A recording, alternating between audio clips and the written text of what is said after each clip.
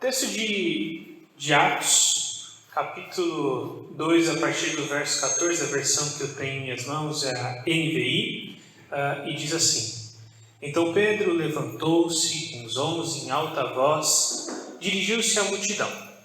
Homens de Judá e todos os que vivem em Jerusalém, deixem-me explicar isso. Ouçam com atenção. Estes homens não estão bêbados, como vocês supõem. Ainda são 9 horas da manhã. Ao contrário, isso é o que foi predito pelo profeta Joel. Nos últimos dias, diz Deus, derramarei do meu espírito sobre todos os povos. Os seus filhos e as suas filhas profetizarão, os jovens terão visões, os velhos terão sonhos. Sobre os meus servos e as minhas servas derramarei o meu espírito naqueles dias, e eles profetizarão. Mostrarei maravilhas em cima do céu, embaixo na terra, sangue, fogo, nuvens de fumaça. O sol se tornará em trevas e a lua em sangue, antes que venha o grande e glorioso dia do Senhor, e todo aquele que invocar o nome do Senhor será salvo. Israelitas, ouçam essas palavras.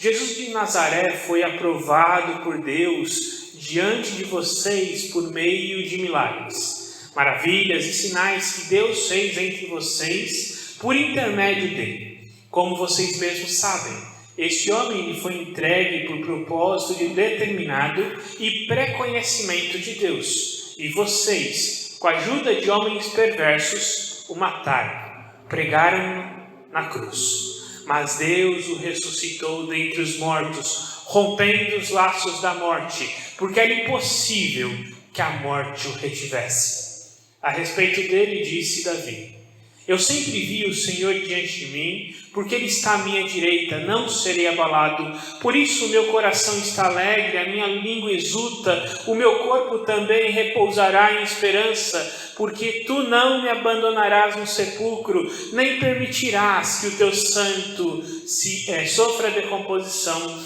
Tu fizeste conhecer os caminhos da vida e me encherá de alegria na Tua presença. Verso 29. Irmãos, posso dizer com franqueza que o patriarca Davi morreu e foi sepultado, e o seu túmulo está entre nós até o dia de hoje. Mas ele era profeta e sabia que Deus lhe prometera sob juramento que colocaria um dos descendentes em seu trono. Prevendo isso, falou da ressurreição de Cristo, que não foi abandonado no sepulcro e cujo corpo não sofreu decomposição. Deus ressuscitou esse Jesus, e todos nós somos testemunhas desse fato.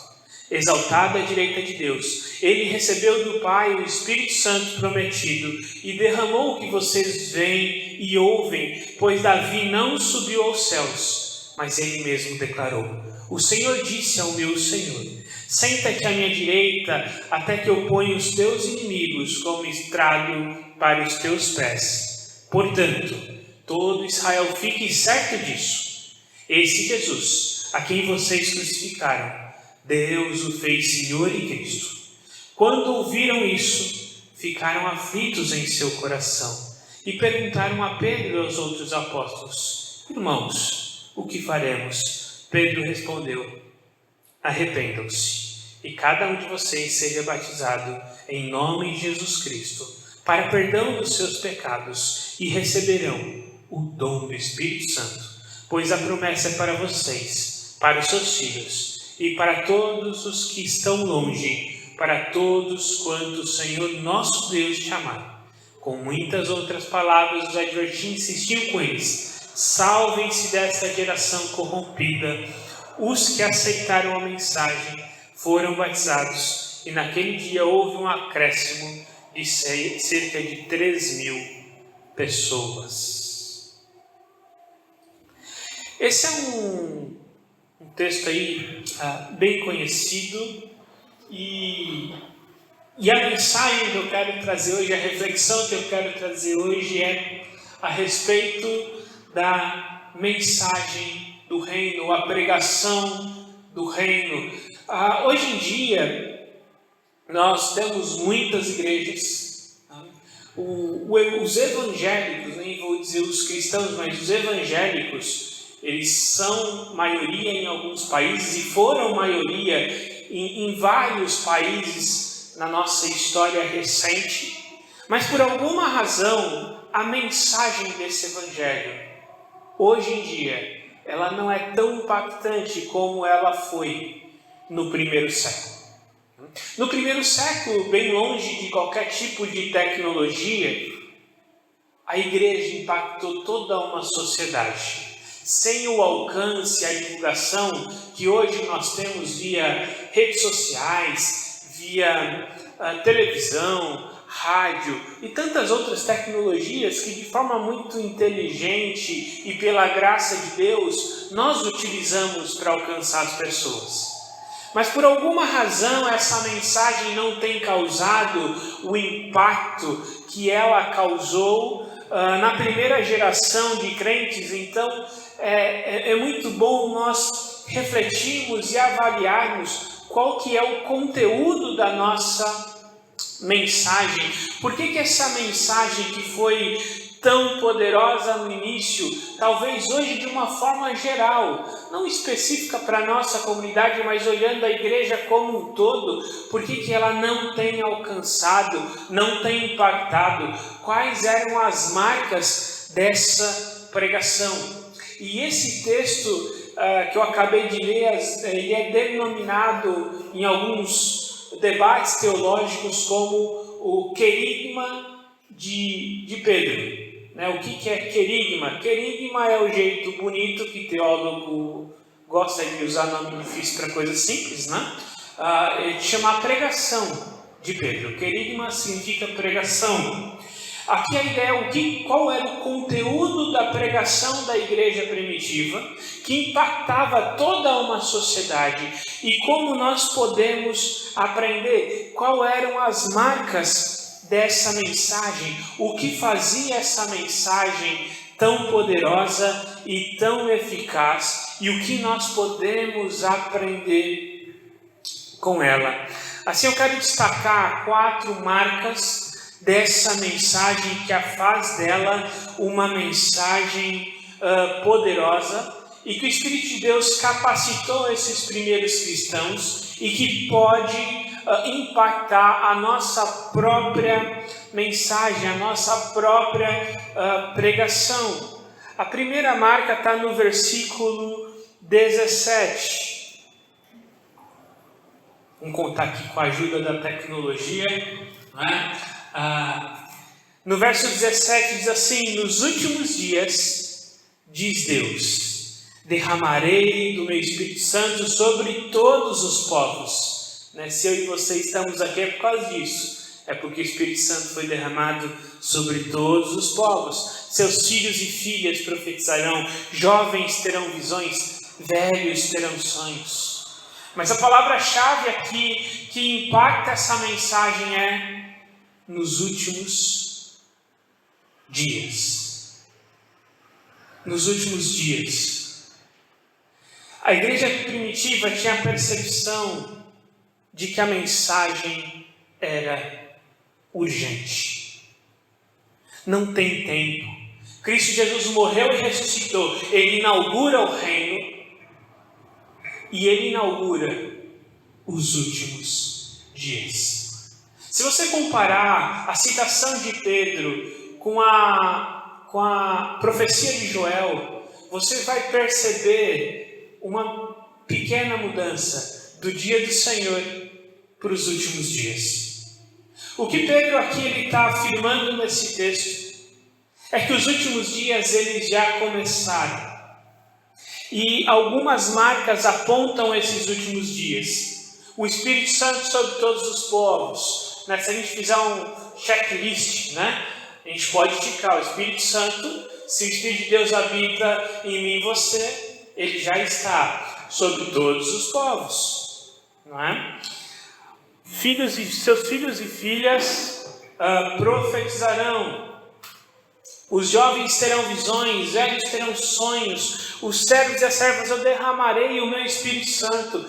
ele não estará agora sobre pessoas específicas para propósitos específicos, mas ele habita em todo aquele que crê no Senhor Jesus. Eu mostrarei maravilhas no céu, sinal embaixo da terra, nuvem de fumaça, o sol tornará em treva, a lua em sangue. Talvez aqui uma descrição do momento da morte de Cristo na cruz, onde o sol escurece. Isso tudo vai acontecer antes que venha o grande e glorioso dia. Ou seja, todas essas marcas, elas acompanham os últimos dias, elas acompanham a inauguração do reino, mas ainda não fazem parte da consumação desse reino. E todo aquele que invocar o nome do Senhor será salvo. O que Lucas, mencionando o discurso de Pedro, ele traz para nós? A mensagem ela é urgente. Os últimos dias se iniciaram. O reino de Cristo, ele é inaugurado. Nós já de algum modo vivenciamos esse reino. Somos a comunidade, uma comunidade escatológica, uma comunidade do reino de Cristo, de súditos que fazem parte desse reino e que aguardamos a vinda ou o retorno do Senhor Jesus. Por isso essa mensagem ela é urgente, porque vivenciamos o último, vamos dizer assim, o penúltimo ato da história da redenção. O último ato é a renovação de todas as coisas e a cortina da história, desse grande drama da Escritura, se encerra para a eternidade. Então essa mensagem, ela é urgente. E ela é urgente de tal forma que eu preciso ser lembrado diariamente. Ela é urgente de tal forma que eu preciso compartilhar. Porque o reino é chegado, então eu devo pregar e aguardar a chegada desse reino. Esse senso de urgência da mensagem, por um lado, levava a igreja a pregar o evangelho em um ambiente em que não era um dos mais receptíveis. Essa semana a gente discutindo lá no pequeno grupo, será que a mensagem do evangelho ela é receptiva ou não no momento em que nós vivemos hoje? Talvez não. Essa foi a conclusão que chegamos. Ainda mais num ambiente político polarizado, com cristãos se identificando ou com o grupo A ou com o grupo B. Quando eu chego com a mensagem do Evangelho, eu vou ser identificado ou como bolsonarista para alguns ou como comunista para outros, dependendo de quem a pessoa ouviu primeiro. E ambos os lados estão se identificando o Evangelho com um viés político. Então talvez o nosso ambiente não seja dos mais receptivos, como já fora. Quem é um pouco mais velho que eu, talvez vai falar assim, olha, eu lembro, Billy Graham vinha aí para o Brasil, lotava um estádio. Provavelmente isso não se repetiria hoje. Muito provavelmente isso não se repetiria. Mas isso não deve ser um empecilho, porque a mensagem ela é urgente, independente da receptividade do meu interlocutor. Porque o tempo está acabando. Cristo Jesus está às portas e Ele voltará para restaurar todas as coisas. Agora essa mensagem, ela sendo urgente, ela não me motiva apenas a pregar, mas ela me motiva também a viver.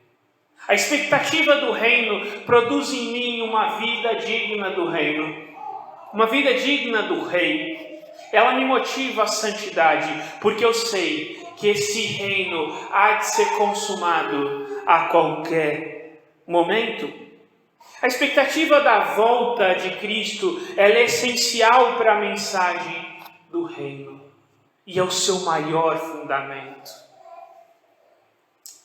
E a fé e a esperança do retorno do Messias é que dá poder a essa mensagem e a essa comunidade.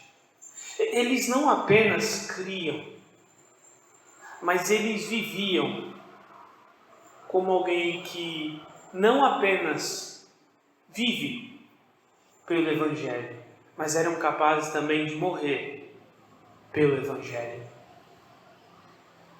Uma frase atribuída a Martin Luther King é a seguinte, e uma frase que me impactou bastante. Eu não sei se foi ele realmente que falou, de acordo com o Google foi, né? Mas não sei o quanto isso é confiável, né?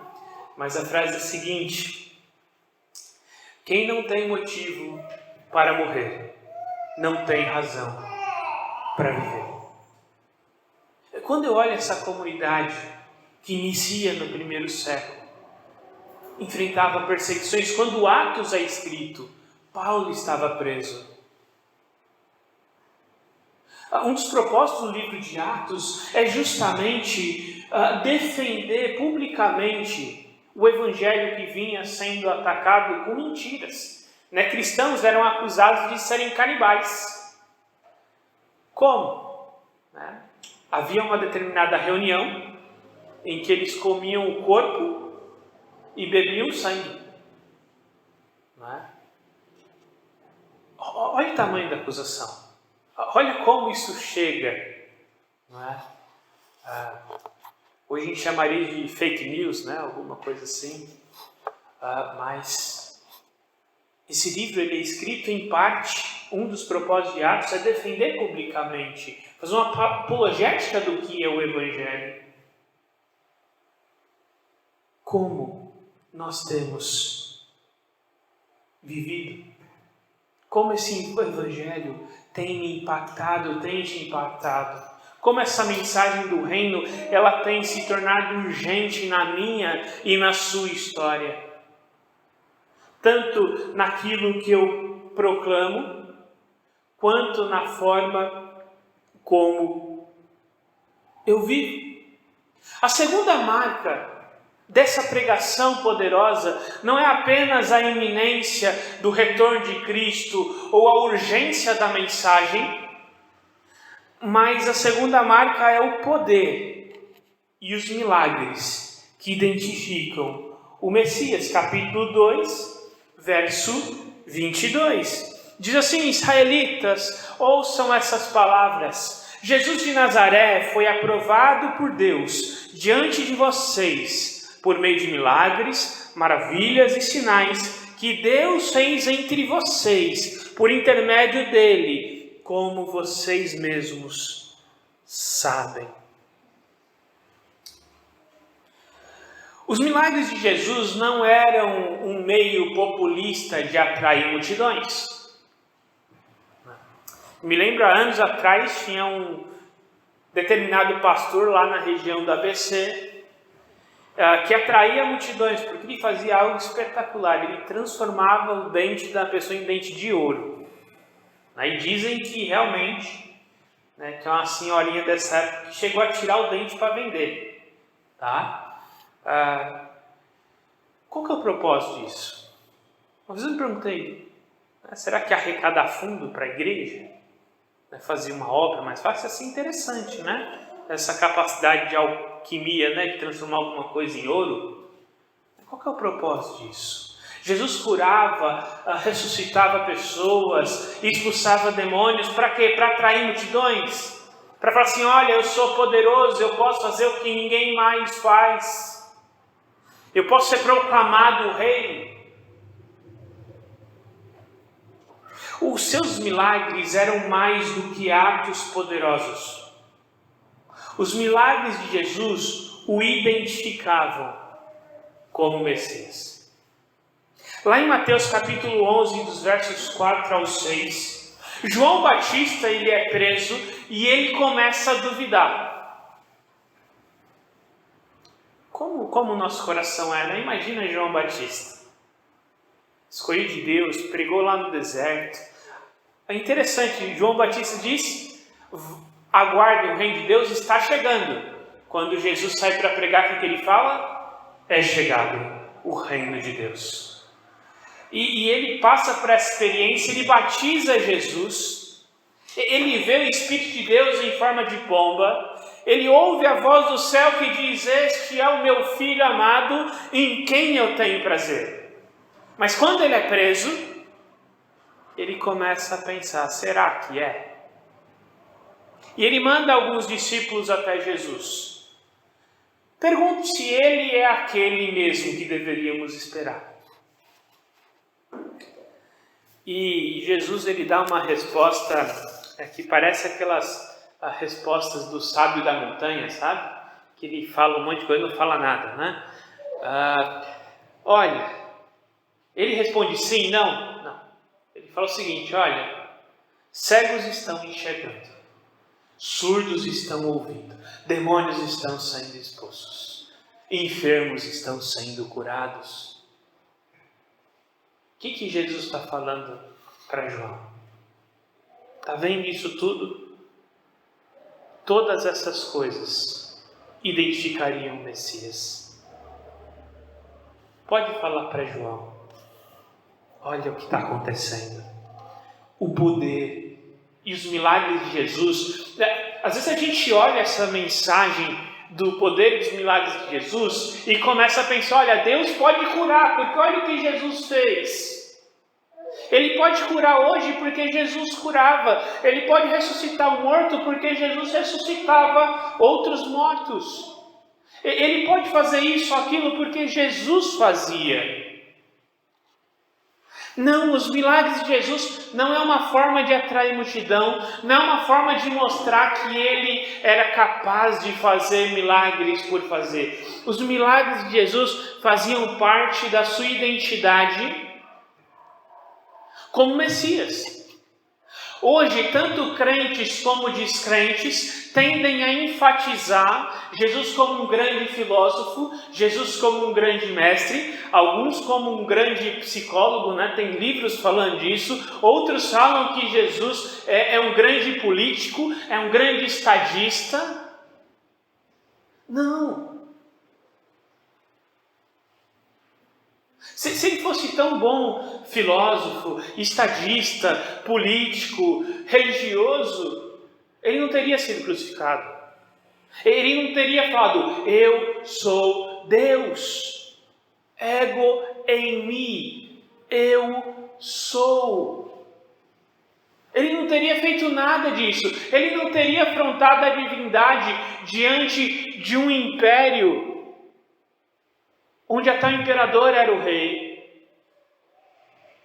Desculpa, era Deus. Até o imperador era Deus, era adorado. Ele não teria trazido uma religião monoteísta em um império que tinha um panteão de deuses. A sua mensagem e o seu poder vai contra tudo isso. E os seus milagres não o identificam como alguém poderoso para fazer, mas identifica como Messias aguardado. Jesus conclui lá na perícope de Mateus 11, 4-6. Se essas coisas estão acontecendo, pode falar para ele: é chegado o reino. Eu sou o rei desse reino. Eu vim inaugurar esse reino. Em outras palavras, eu sou o Messias. De algum modo esse reino já foi inaugurado, ainda que ele não foi consumado. Jesus é o Messias aguardado. Seu poder e milagres o identificam dessa forma. Não há outra alternativa para o rei desse reino, que a qualquer momento se manifestará, que não seja Jesus, o Cristo, o Messias aguardado, que com grande poder e ações revelou quem ele era. E essa identidade, é esse poder que me dá esperança para o futuro, que me consola nas batalhas, que me dá esperança quando eu estou em crise. Porque é esse poder que eu posso contar, É esse poder que me garante que esse reino não apenas será inaugurado, ele não será derrotado e muito mais do que isso, ele será consumado no retorno desse Rei glorioso, trazendo novas todas as coisas e reinando de fato. Jesus é o cumprimento poderoso de uma série de profecias. Muitas profecias do Antigo Testamento se cumprem em Cristo. A terceira marca da mensagem não é apenas urgente, não é o poder de Cristo como Messias, mas é que Cristo morreu e ressuscitou pela vontade de Deus. Nos versos 23 e 24, este homem lhe foi entregue por propósito determinado e pré-conhecimento de Deus. E vocês, com a ajuda de homens perversos, o mataram, pregando na cruz. Mas Deus ressuscitou dos mortos, rompendo o laço da morte, porque era impossível que a morte o retivesse. A morte e a ressurreição de Cristo é o centro da mensagem cristã. E um texto como esse desafia a igreja moderna. Porque nós apresentamos Jesus como um grande professor, como um psicólogo, como um faz tudo. É aquele que vai resolver o seu problema, ele é o médico se você precisar, não é? Ele é o terapeuta familiar se você precisar. Ele vai te dar, ele vai financiar as suas casas, carros, o que você quiser. Ele é tudo. E por ser tudo, ele acaba não sendo nada. A mensagem cristã: Cristo morreu e ressuscitou. A esperança da pregação da igreja primitiva não estava naquilo que Cristo vai fazer, naquilo que Ele é capaz de fazer, naquilo que Ele pode fazer. Ainda que tudo isso seja verdade. Ele pode abençoar e eu ser promovido, o meu negócio ir para frente. Ele pode abençoar e eu criar uma estratégia para adquirir a minha casa que eu sonho. Ele pode abençoar e melhorar o meu relacionamento familiar, o meu relacionamento com os meus filhos. Mas essa não é o foco da mensagem. É aquilo que Cristo fez. Ele morreu e ressuscitou. Ele me tirou do reino das trevas e me trouxe para o reino da luz de Cristo. Usando a nossa linguagem lá de Colossenses, do último domingo. É isso que Cristo fez. Ele é a imagem do Deus invisível, que se torna carne, habita entre nós, morre e ressuscita.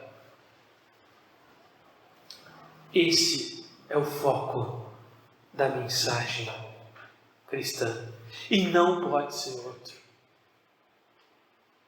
Não pode ser outro. Muitas vezes a gente tem transformado aquilo que é periférico em central. O terapeuta familiar, ele pode encontrar no mundo, com certa competência até.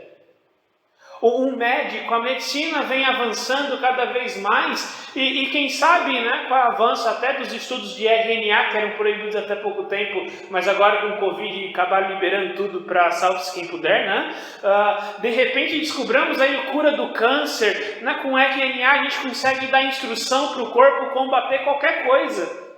Se não tiver, ninguém virar jacaré ou alguma coisa assim, e de repente eu vou encontrar cura para todas as doenças. E Jesus, como médico, ele vai fazer o quê?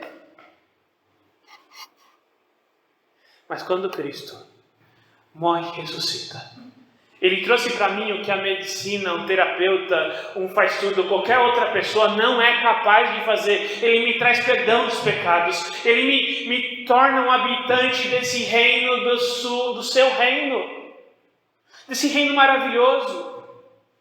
Ele me traz redenção. Ele me traz o que o mundo não pode oferecer.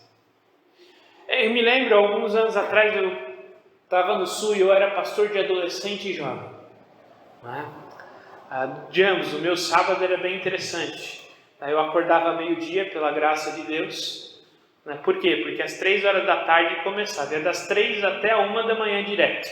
Aqui com os jovens ainda a gente ficava lá na igreja até bem tarde. Graças a Deus, domingo de manhã não tinha culto, era só domingo à noite. Aí eu acordava meio-dia de novo. Mas eu me lembro, a gente estava lá, e vamos pensar no Ministério de Jovens e Adolescentes. Eu comecei esse ministério lá. A gente começou com poucos ali, algumas reuniões. E aí vinha aquela pergunta. Vamos fazer baladinha gospel? Estava na moda, balada gospel, para atrair. Eu falei assim, gente, vocês querem competir com a balada não gospel? O que a gente vai fazer aqui?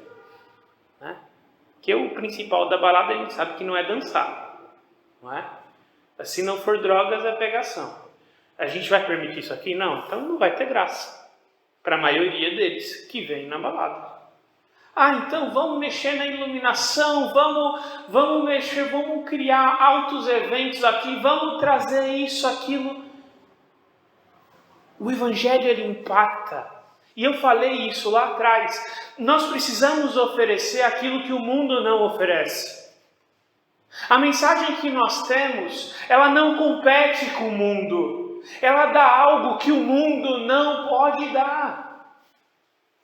Que é paz no meio de uma pandemia.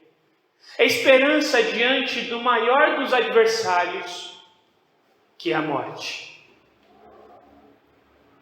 Ainda que a ciência avance, ninguém mais morre doente. Todo mundo morre de velhice com 200 anos de idade.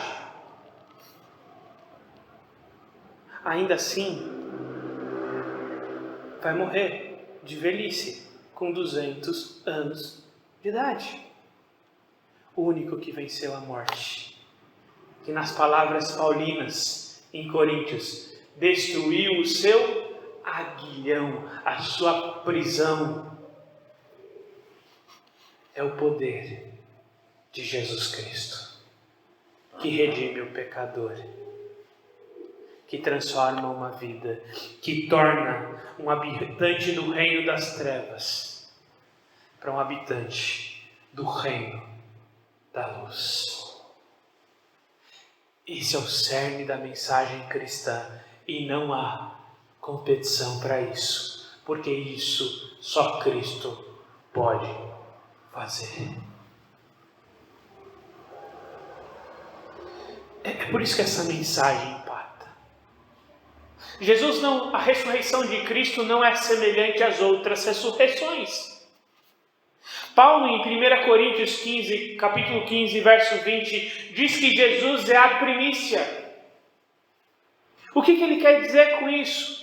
Na linguagem de um agricultor, a primícia era aquela primeira colheita. Era um spoiler do que viria. Não é? Então ele pegava a primeira colheita, era fraca, era uma colheita menor, mas ele dizia o seguinte, olha, essas aqui são as primícias, se vieram as primícias, o que isso significa? Que no tempo da colheita vai ter abundância. Se não, a primícia não for boa, ele fala assim, eu preciso agora me preparar, porque senão eu estou lascado. Então eu olho para a primícia, eu sei o que vem. A ressurreição de Cristo ressuscita com o corpo glorificado. Ele não foi reconhecido pelos discípulos de Emaús. Ele não foi reconhecido por Maria. Ele não foi reconhecido por um monte de gente. Ele aparece no meio dos discípulos do nada. E eu acho que Jesus era um camarada bem bacana.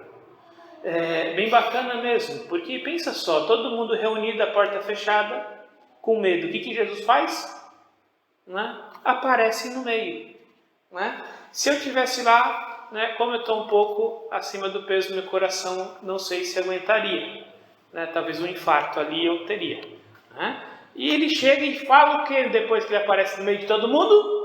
a paz seja convosco. Né? Eu acho que ele era um camarada bacana. Né? Eu acho que... Engraçado. Mas como que ele atravessa? Como que ele aparece? E um corpo glorificado que era de carne e osso.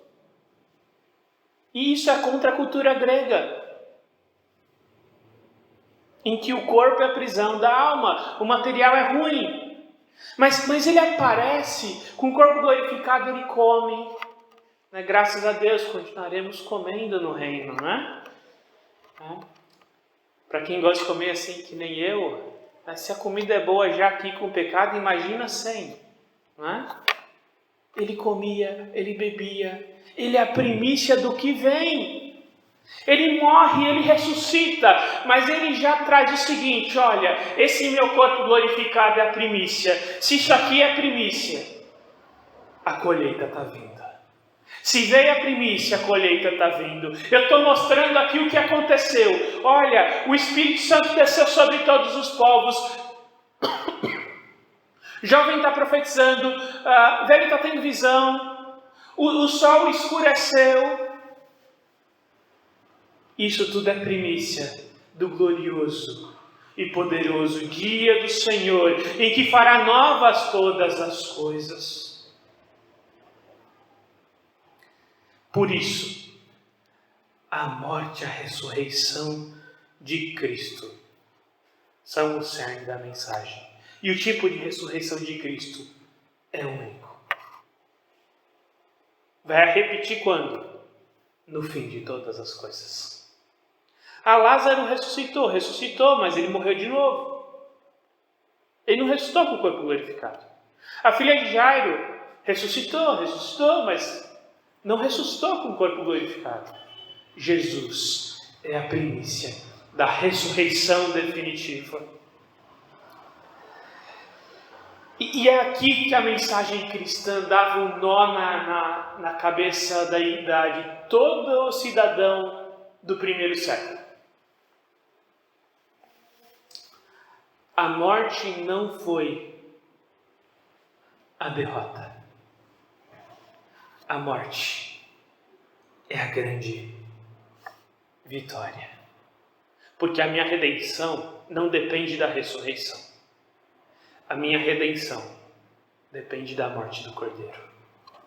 A ressurreição aponta para o reino. Porque a ressurreição é a primícia. Ela aponta para a minha esperança. Então Jesus disse que ia morrer pelos meus pecados, ele morreu. Ele disse que ia ressuscitar, ele ressuscitou. Então eu creio que ele voltará. Por quê? Porque ele disse que voltaria. Jesus é o cabeça da igreja e nós o seguimos em tudo. Ele é o Cordeiro de Deus. Ele é a esperança. E se Ele é a minha esperança, todas as minhas decisões, sejam elas espirituais ou não, ou do meu dia a dia, elas são influenciadas por essa expectativa. É por isso que Paulo vai falar lá nos Colossenses, no capítulo 3, para pensarmos nas coisas do alto. Eu vou decidir se eu aceito o emprego ou não. E isso me preocupa. Porque qual que é a primeira coisa que a gente pensa se a gente vai aceitar o emprego ou não? É o salário. É o dinheiro. A primeira pergunta que eu deveria fazer é: como isso influencia a minha vida com Cristo? Porque eu penso nas coisas que são do alto. É Ele quem me sustenta. Como isso vai impactar a minha família? Eu sou sacerdote do meu lar. Será que eu vou ter que viajar o tempo todo? Será que eu não vou conseguir fazer coisas que são prioritárias para mim? Quando Cristo é a minha expectativa, eu entendo a obra dele. Isso vai impactar todas as decisões da minha vida. Eu vou me casar. Com quem eu vou me casar? Ou eu já me casei, como eu vou me relacionar com o meu cônjuge? Como eu vou criar os meus filhos? E a última marca dessa mensagem está no versículo 38. Arrependimento e a fé é o resultado que nós esperamos dessa mensagem.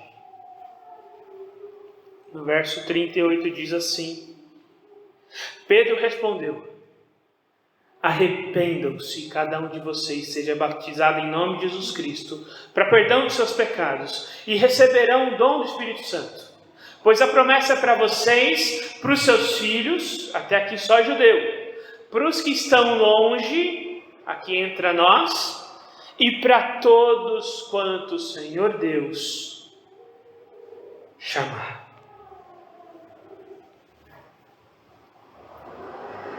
E esse é outro item que me preocupa na pregação da igreja moderna. Às vezes a gente tem medo de trazer arrependimento, de falar de pecado. Não existe salvação sem arrependimento, sem uma resposta de fé. E essa mensagem não tem que estar só no púlpito, mas tem que estar na nossa pregação, no nosso dia a dia.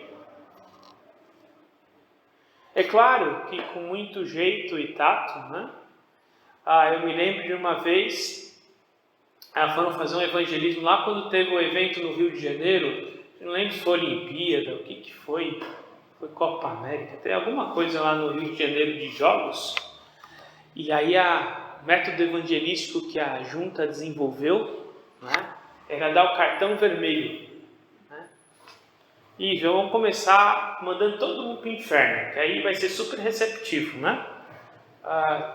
Não, vamos com calma. Mas com um bom relacionamento, amando as pessoas, se importando com as pessoas. Isso não pode estar fora da nossa mensagem. Cristo morreu porque o pecado tem um preço.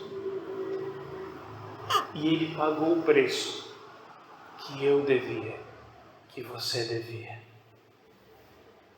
E a resposta a essa obra de Cristo não pode ser outra que não seja o arrependimento e a fé.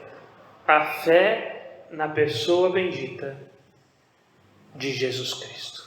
Esse é o cartão de entrada para o reino de Cristo, é reconhecer que a obra do Rei paga a minha cidadania.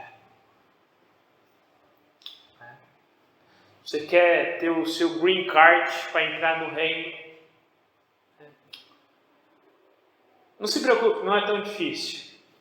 É necessário arrependimento e fé na pessoa e obra do Rei que já inaugurou esse reino.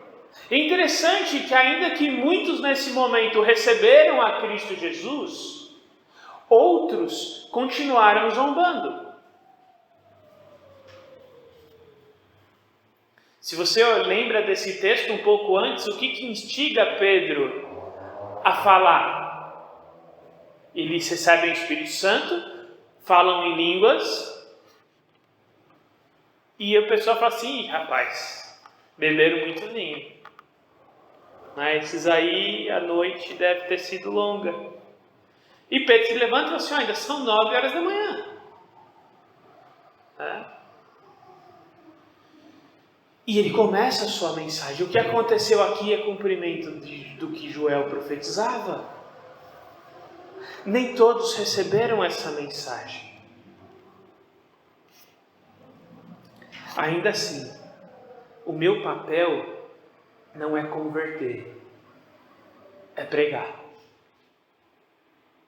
O nosso problema é que muitas vezes nós queremos assumir um papel que não é nosso.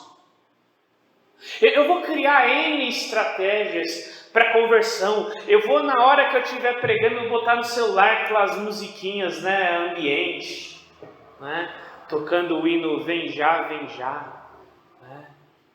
Com cego eu andei, né? Já deixa aquele fundo, né?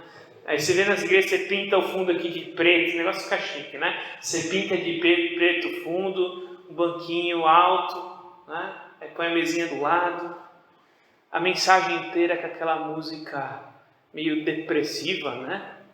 Bem lenta, para trazer emoção. O que isso promove? Né? Promove crente fake. Porque isso é uma operação emocional, não é transformação do Espírito Santo. O papel de converter um pecador não é o meu papel. O meu papel é orar, o meu papel é pregar. O papel de conversão, graças a Deus, é dele. É dele, não é meu. E muitos rejeitarão. É isso que eu achei interessante nesse texto. Ao mesmo tempo em que ele instiga o meu papel, ele evidencia a soberania de Deus. Mas espera aí, a gente tem um conflito aqui entre a responsabilidade humana e a soberania de Deus. A gente viu lá atrás, um pouco antes, nos versículos da ressurreição, falando que Jesus morreu por determinação divina, mas foi responsabilidade dessas pessoas que os crucificaram. Para nós hoje isso é um problema, mas parece que na cultura hebraica e até na cultura grega antiga, se você lê Homero, ali a Ilíada, por exemplo, isso não era um conflito. As pessoas lidavam com muita naturalidade que os deuses, eles definiam as coisas e os homens eram responsáveis. Isso não era um conflito. Talvez por isso que na Escritura, esse conflito ele não é lidado da forma como nós gostaríamos, e estamos discutindo isso há pelo menos 500 anos. E não sou eu que vou resolver isso agora. Né? Se Lutero, Calvino resolveu, quem sou eu para resolver agora um problema de 500 anos? Mas parece que num texto como esse, as duas coisas, de algum modo que eu não entendo, elas caminham lado a lado. O meu papel é pregar. Eu sou responsável por pregar e por orar. A conversão vem de modo soberano, pela graça de Deus, com a atuação do Espírito Santo, que convence do pecado, da justiça e do juízo, e ele vai convencer aqueles que ele escolheu. Jesus não veio para promover a salvação. Jesus veio para salvar. E ele vai salvar todos aqueles que ele se propôs a salvar. Mas isso não exime da minha própria responsabilidade. E que é um desafio. Não sei se você é assim que nem eu. Eu não sou dessas pessoas que consigo chegar no desconhecido. Né? Eu tinha um professor de seminário, fugiu agora o nome dele, mas que era impressionante. Ele dava aula de evangelismo. É assim, ele pegava o ônibus para ir para a cidade, né, ali de Atibaia, o seminário que a maioria de vocês conhece, né, e vai para Atibaia, é 20 minutos. Teve uma vez que eu fui com ele para a cidade, 3 pessoas se converteram no ônibus.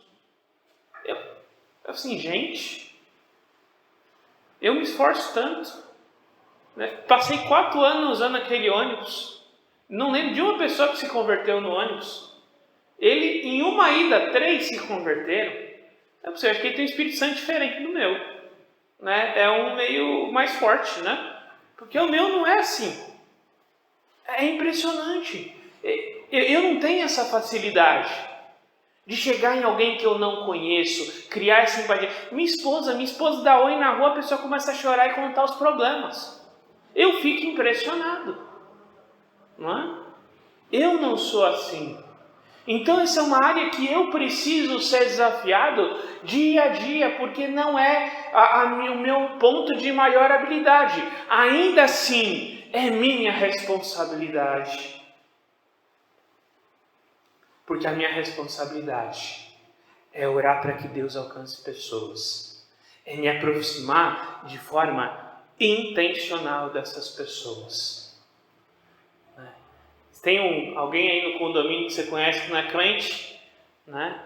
Compra uma pizza com propósito, né? Pizza com propósito. Você vai ficar pregando durante a pizza? Não. Você vai ouvir a pessoa. Você vai se relacionar com ela. Você vai falar da sua experiência com Cristo de repente. Você vai ajudar ela em um momento de luta. Você vai abraçar alguém que precisa. E no momento oportuno, você não vai perder a oportunidade dada por Deus. Talvez você não alcance as pessoas que você não conhece. Mas quem sabe, Deus o capacita para ajudar pessoas que você se relaciona. Sabe por quê? Porque não há salvação sem arrependimento e sem pregação.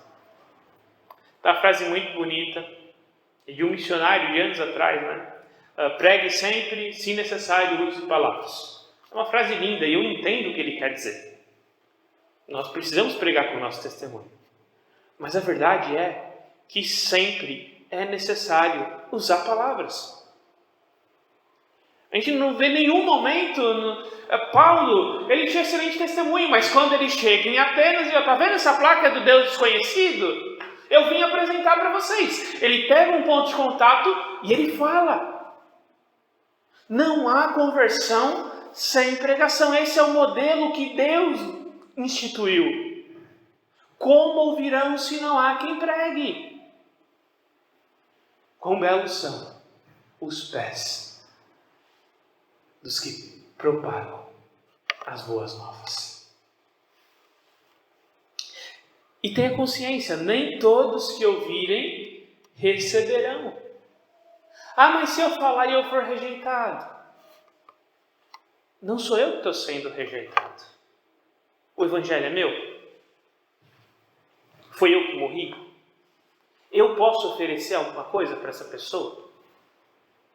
Se eu puder oferecer alguma coisa, é coisa que eu não gostaria. Porque o bem que eu quero fazer, a maioria das vezes eu não faço. O mal que eu não desejo, eu pratico. Eu brinco que Paulo falou que ele era o pior dos pecadores por uma única razão: ele não me conhecia. Porque senão, na melhor das hipóteses, ele seria o segundo pior dos pecadores. Porque ele ia olhar para mim e falar assim: não, pior eu não sou. Mas a realidade é que ele conhecia os seus próprios pecados, que ninguém mais conhecia. Essa é a realidade. Se alguém não se arrepende em fé em Cristo, não é a mim que ele está rejeitando. É a Cristo que ele está rejeitando. O que é uma pena. Mas o meu papel não é que ele se converta. O meu papel é falar. E se eu for rejeitado, ok, Jesus foi rejeitado. O próprio Cristo, o Rei na terra, instituindo o reino, foi rejeitado pelos seus. João diz, ele veio para os seus, mas os seus não o receberam. Por propósito de Deus, para que o Evangelho viesse até nós. Ainda que o plano com Israel há de continuar e tenha os seus cumprimentos aí no final de todas as coisas, como temos estudado aí nas EBDs, não? Então preciso estar preparado para a rejeição com muita tranquilidade. A mensagem bem recebida, ela não é imparcial ou improdutiva. Ela transforma todas as áreas da minha vida. Porque eu me arrependo, eu creio em Cristo Jesus, a minha vida muda. O meu relacionamento conjugal muda. A minha vida na empresa muda. A minha vida como empregado muda. Aceitar a mensagem produz mudanças não apenas nas minhas ações, mas também nos meus valores. Não é a sociedade que define o que é certo ou errado. Não é a sociedade que define o que é o homem ou o que é uma mulher. Não é a sociedade que define o que eu vou ensinar para o meu filho. Não é a sociedade que define essas coisas.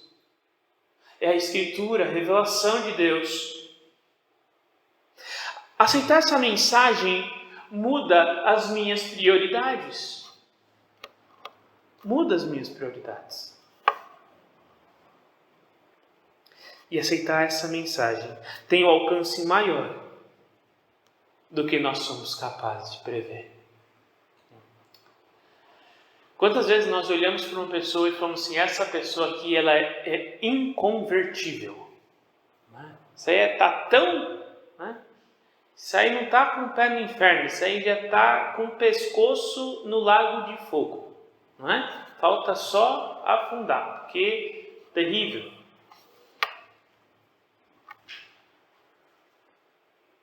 É Cristo quem tira do reino das trevas e traz para o reino da luz. Não sou eu. Eu sou embaixador de Cristo, eu sou alguém que posso pregar o Evangelho, eu compartilho, eu testemunho, eu oro. Mas quem opera não sou eu. Não foi Pedro. Foi o Espírito de Deus que alcançou as pessoas que deveriam ser alcançadas e foi rejeitado pelas pessoas que deveriam ser rejeitadas.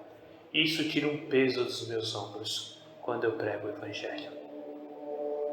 Porque o meu papel é encontrar uma estratégia de ser ouvido, especialmente hoje em que somos identificados politicamente, então eu preciso vencer essa barreira, mas isso não pode me impedir de falar, porque a mensagem do reino, ela é urgente, poderosa e transformadora. Indo para o último slide aí, talvez uma frase para... Sei que eu falei um monte de coisa em bastante tempo e agora está dando meio-dia, o pessoal já começa a bater aquela fome, né?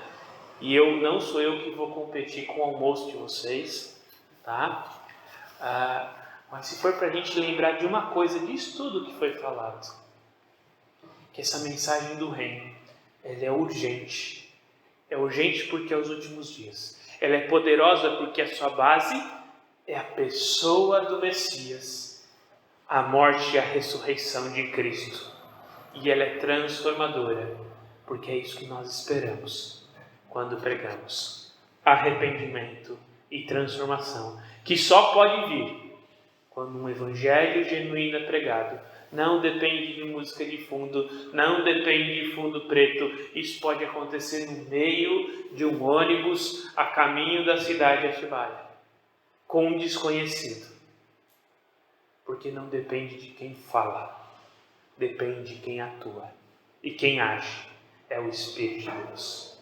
E esse é um desafio muito grande para cada um de nós, especialmente se você tem aí uma personalidade um pouco mais parecida com a minha, né, que não gosta de muita conversa, né? Hoje eu vim no Uber, o Uber gostava de conversar. Para mim foi um desafio. Ele veio falando 45 minutos, eu acho que ele nem respirou. De Santo André até aqui, né? Da Assembleia de Deus. Aí descobriu que era pastor, não parou de falar até aqui. Tem gente que tem essa facilidade. Eu não tenho. Ainda assim, em oração e dependência, é o Senhor quem nos capacita a vencer os desafios do nosso tempo. Aqui Lucas está lidando com os desafios do tempo dele. Nós vamos lidar com outros desafios do nosso tempo. O método pode mudar, você não precisa seguir essa sequência. O método muda. O conteúdo não. O conteúdo do Evangelho é Cristo Jesus, morto e ressurreto, o Messias, que inaugurou o reino e há de consumar todas as coisas para a sua própria honra e para a sua glória. Palavra de oração.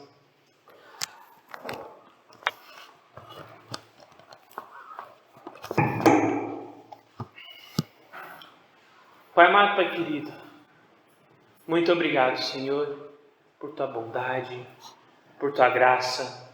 Obrigado a Deus, porque até aqui o Senhor tem nos sustentado. Deus nos ajuda a enxergar essa mensagem poderosa, urgente, transformadora e aplicar essa mensagem no nosso dia a dia, Deus. Como é difícil, como é desafiador muitas vezes compartilharmos o Senhor com as outras pessoas. Dá-nos, Senhor, estratégias, dá-nos métodos, meios, coragem, ousadia e a consciência, ó Pai, que o nosso papel é orar, amar e pregar. Mas a obra de verdade, quem faz é o Senhor. É o Senhor Jesus que opera, é o Senhor Jesus que transforma. é o Senhor Jesus. É o Espírito de Deus quem atua, quem convence. Mas ajuda-nos, Senhor, a fazer a nossa parte com excelência, para a Tua honra e para a Tua glória. Oramos em nome de Jesus. Amém.